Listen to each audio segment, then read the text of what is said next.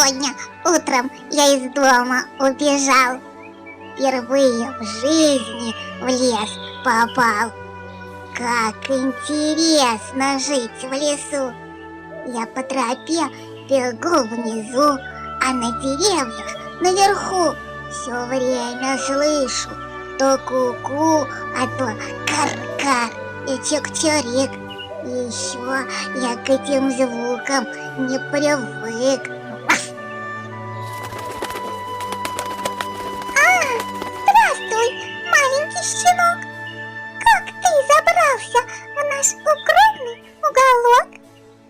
Да я из дома убежал и просто по тропе гулял.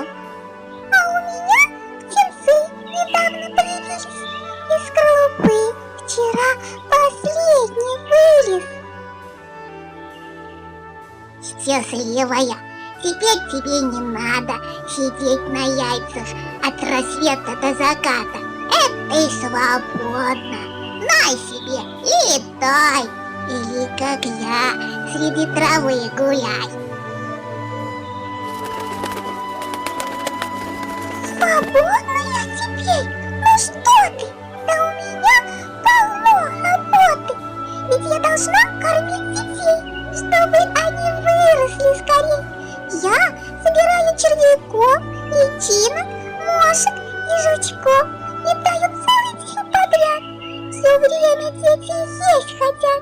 Договорилась я с тобой. Пора лететь мне за едой.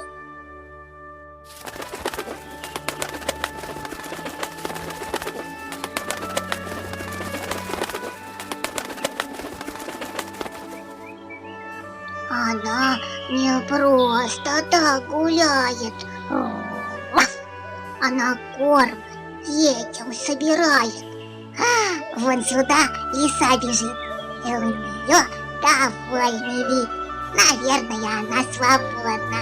И нету у нее детей голодных. Привет, лиса! Куда бежишь?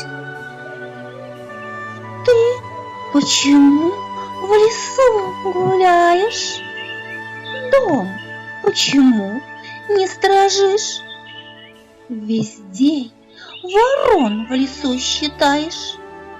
А ты, лиса, зачем ты бродишь тут? Я отлучилась от детей на 5 минут. А так я с ними целый день вожусь. С утра до вечера, как пчелка, и я тружусь. Детей охоте обучаю, или еду им добываю.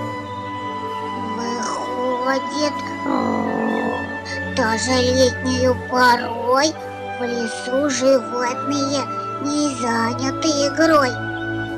И все работают, заботятся о детях. У нас в лесу играет только ветер, да несмышленые зверята.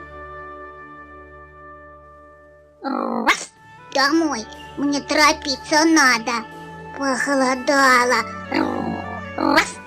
И к тому же там для меня готовят вкусный ужин. До свидания, лес! Как же много тут чудес!